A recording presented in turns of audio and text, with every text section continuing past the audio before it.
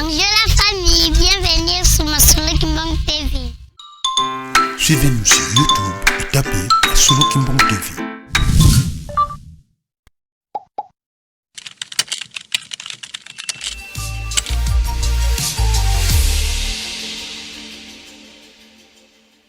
Tusanga ensambu zange mfumu wetu Yesu Kristo yozola kwa ngitata nzambi wasi yontwadi watata mwanda wavelela bika kwa masikilanga munaitotuka ya kwa ilimvu se yemwani tata mwanda wavelela. Amen.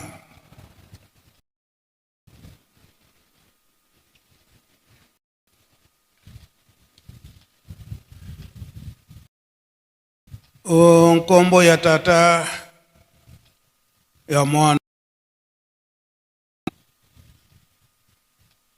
lelo toza na date ya le 4 août l'an 2026 oyo tozali kokanisa maleka na 1951 na date oyo. Soki batata batikalaki kolakisa biso badate nyonso oyo ndenge ezali koleka na kati na lingomba ezali na ntina. Badate wana ebunga na biso te po ete tokanisaka batata likambo nini yango ezalaka. Tolandi ba témoignage ya bato na leta pe ya bato na mangomba oyo baye kokanisa na biso elongo na mokolo oyo na kati na Yerusalem. Batei biso mingi biso kolo likambo tolobi nini biso ba jeune Ezeki Union de la jeunesse kimbangiste ya mokili mobimba bango batei biso balobi ete na ma ministre alobi ete tokosama te ke bayebisa biso boye ke tozali nanu bilenge toza nananu bilenge tosala ndenge elingi biso surtout na tango yo loyenge batei biso. Papa gouverneur ya Mai Ndombe alobi ete nkamba ezakaka moko koloba ete biso kolo likambo tososola ndenge batata batikilaki biso. Soki tokanisi na mokolo na lelo oyo ezali ke le 4 août na 1951 encadrement ya la jeunesse Papa Simon Kimbangu ye moko abanda yango koloba ete ndenge akendaki kofanda kuna na Mbanza-Nsanda du 6 juin jusqu'au 11 septembre 1921 kolongo na ye omboka Mbanza-Nsanda na le 31 septembre wana na nzela na Mvunzu kolo Yesu alakisi ye bilenge oya kotambusa kasi bakoyokela baboti te. Papa Simon Kimbangu esalaki ye mpasi ayebisi badisiple bazalaka na ye. Papa kolo Yesu alobi ete bilenge bana bakobotama liboso na biso bakoyokela baboti te. baboti to badisciple bazalaki na papa Simon Kimbangu liloba na bango soki biso baboti toteyi eke bana bayoki na wana ekozala foti na biso te toteyi mpe bayoki te. Réponse wana esipilisaka papa Simon Kimbangu te, alobi te bana soki babotami baza na baboti na bango, ata bana batamboli na ndenge ya mabe baboti totikoki kotika bana te, esengeli ko encadre bango pamba te mwana azali kaka mwana. Le 11 septembre 1921 na ndenge akomaki na gombelo tete pe na gombe matadi komona eke bana babimi na baklase balandi papa Simon Kimbangu po bamoni ete nzambe na biso. Kasi papa Simon Kimbangu alobi bozonga na baklase bokende koyekola ekolo ekoya oyo baye kokolonize biso bakozonga bana na biso soki bayekoli misala nyonso bango bakotika bango bana na biso nde bakosala yango. Bana bayokelaki papa Simon Kimbangu tala lelo oyo ezali komona na ete bakonzi na biso ya mboka chef de l'État biso na biso moto mwendo ezali te tata Simon Kimbangu akosaki te eleto uti komona bandeko nyonso oyo baza koencadre biso bajeune biso na biso elakisi tata Simon Kimbangu akosaki te.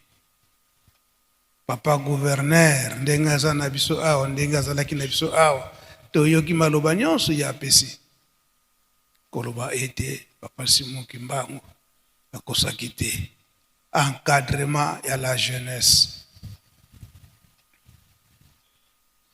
En 1951 wana na le 4 août tolandi matei ndenge bauti kote ya biso panda na banzembo mabondele ambe basali kokanisela biso biso ba jeune bilenge encadrement na biso nde baboti basali kosala pamba te kati la Lingomba tokolobaka ete la jeunesse ezali nde avenir ya Lingomba tata Simon Kimbangu. Tolandi matei ndenge bakuti koteya biso na bandeko basali na ba ministre na ba papa gouverneur totala bolenge na biso te tikete toteyama ndenge papa Simon Kimbangu ateyi biso, mama Mwilu ateyi biso, bambwala misato bateyi biso. Yango esika wana na lelo oyo papa Simon Kimbangu kianga nazoloba ete tozala bana botosi na kati na bolingo mibeko pe misala. Mwana oya kotosaka yende baboti bakopesa kama pamboli ya koleka. Nzambe pe na tango wana azali nde kopambola ndenge bakolobaka na Kikongo. Mwana oyo azana mayele te oyo azali ete mayele oyo tata Nzambe apesa ye azana yango, kasi azali kolanda bisengo ya mokili. Wana nde mama musala na ye konionga kaka, kasi mwana oyo akosepelisaka baboti akosalaka mwana botosi wana esengo ya tata. Yango biso tozala na esika oyo ete batata na biso bamama na biso tokoka kosepelisa bango na matei ya kitoko oyo bazali kopesa biso, pamba te lingomba eza kotalela biso mpe toyebi yango malamu. Etamboleli ya malamu ekouta nde awa na Yelusalemi, ekouta na Yelusalemi, yango nde ekokende na mokili mobimba. Tozala bana botosi koloba ete lelo oyo pasi eza na mokili, mokili mobimba eza na mpasi, me biso tobengami ete bilenge ya tata Simon Kimbangu mpe bilenge ya RDC kolela oyo ekopesa kinya na kati na mokili ekouta nde kaka awa na Yelusalemi, na kati na mabondeli.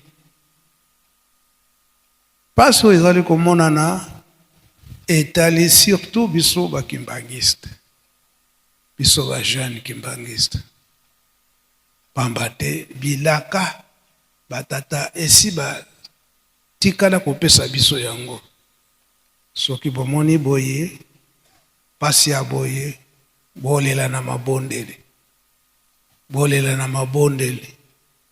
Pasi ya ndenge nini mobulu ekoti na mokili mobimba, bambongo bazali kozwa bato kasi eza kotonda na bato te,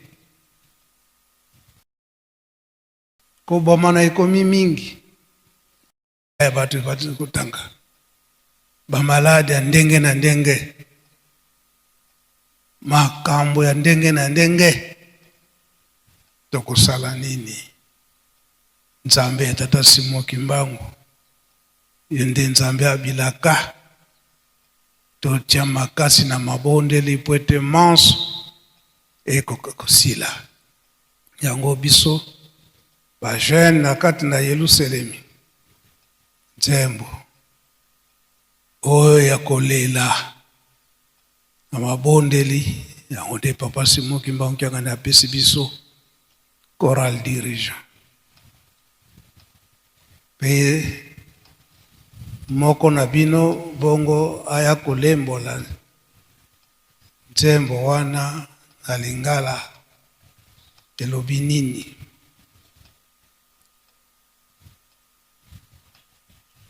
Papa Simon Kimbangu kiangana alobi ete kobondela koyemba ezali kobondela mbala mibale.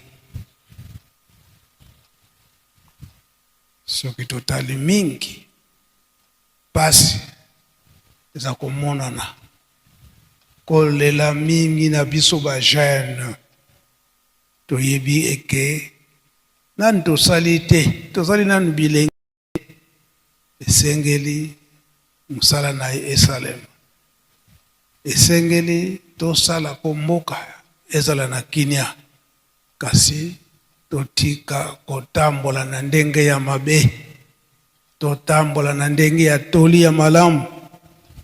Yango choral dirigeant.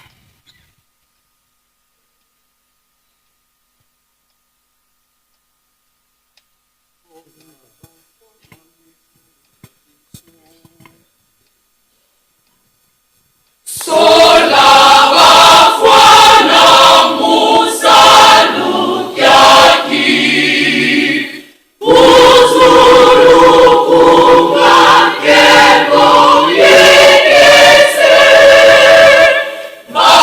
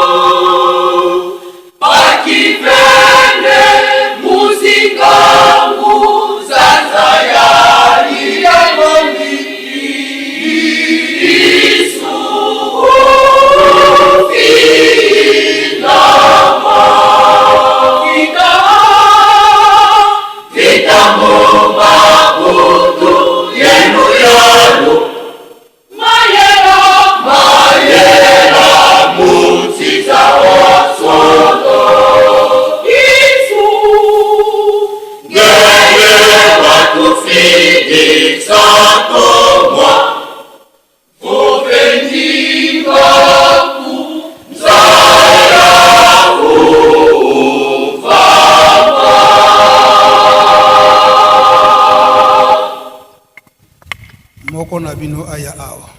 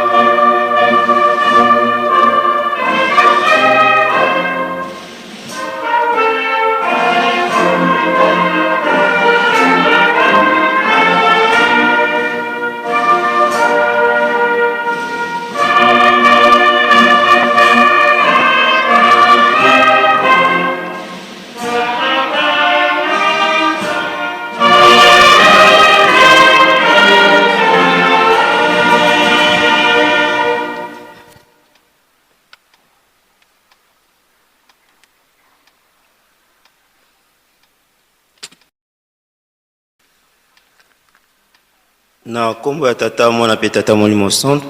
Merci papa na micro pesi biso pona explication. Nzembo ezali nzembo ya mabondeli ndenge papa uti kolobela yango makasi na biso nyonso ezalaka na mabondeli po yango nde monduki na biso. Nzembo elobi boye kuna toyembi yango na Kikongo awa na Lingala elobi boye pona bayeba koka na mosala oyo. Pona bayeba koka na mosala oyo na likolo kembo esengo banzembo ya esengo ya bosepeli banjelu kuna na likolo kosepela na kosepela kasi biso awa na se pona kimia banjelu na likolo kosepela na nini tozangi kimia tina nini tozangi kimia bitumba bitumba yango wapi bitumba na bitumba na leta na bisiko koyeba teke bitumba ezalaka me ezali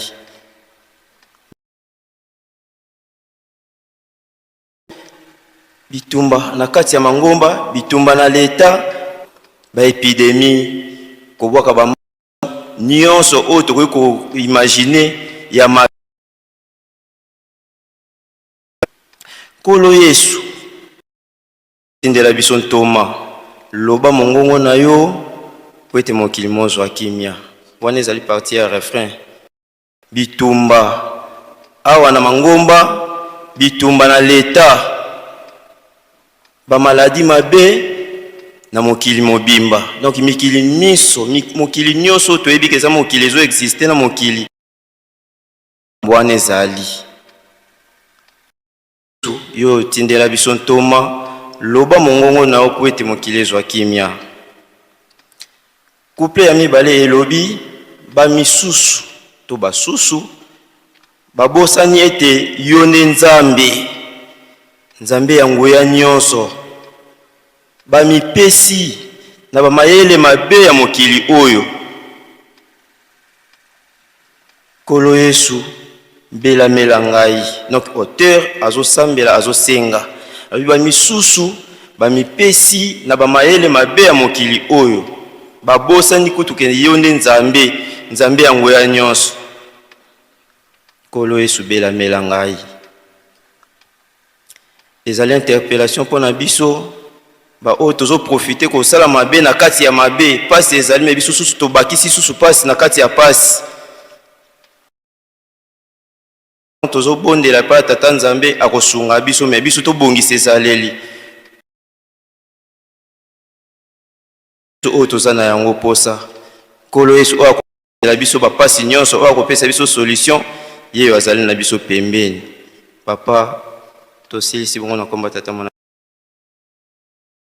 Merci papa dirigeant.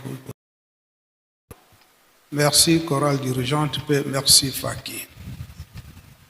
Koloba ete biso pasi na biso nyonso pesa yango pa nzambe na biso. Nzambe na biso ndi tata Simo Kimbangu. Biso ba jeune ba tembo elobi ete tobosani ke nzambe na biso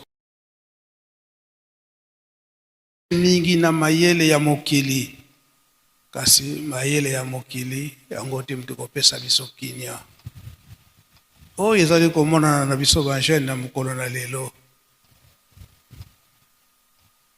papa yange ndako ntima yambo atika biso atikaki koloba na biso ete bino bajeune na kati na lingomba mubulu ekokota na kati na mokili mobimba makambo ndenge na ndenge kasi bino ba jeune surtout ba jeune bozala prudent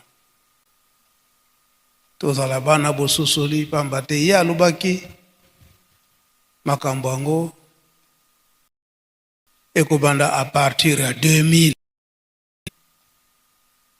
ekobanda à partir ya 2000 kasi bokota bilance wana te bozala makasi na mabondeli po ete bokweya te na bacirbilance nyonso wana tala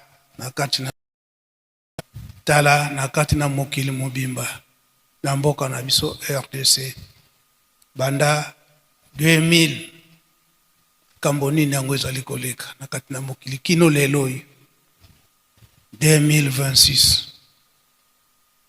balobaki ete tozala kaka na kati na cercle tobima te pe totala à partir ya 2000 kino lelo le 4 août 2026 nani yango aza kobondela biso etumba yango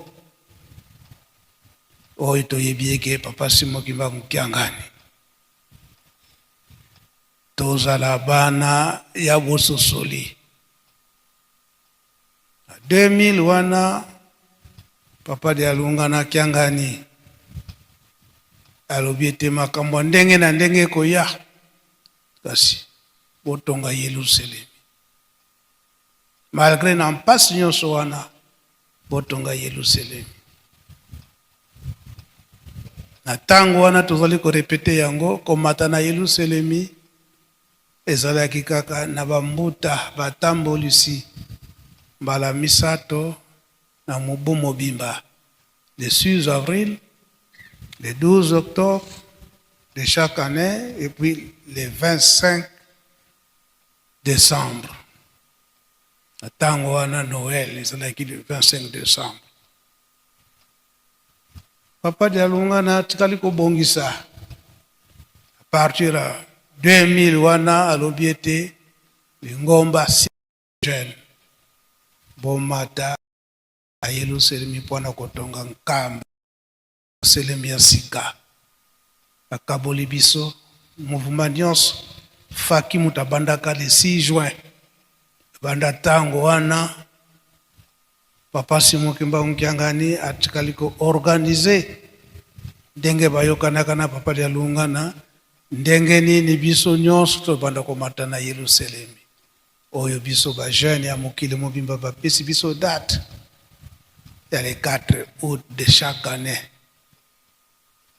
tososola na isika wana tozala bana botosi sika tozali kobima libanda malgré ngonga esi ekei mais ndenge batindi biso toye kotonga mabondeli mpe misala bimbielekela oyo toye nango totia po ete esala misala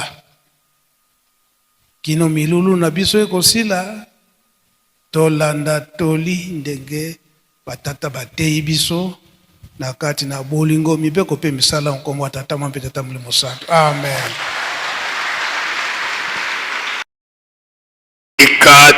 Bonjour la famille, bienvenue sur Masolo Kimbang TV. Suivez-nous sur YouTube et tapez Masolo Kimbang TV.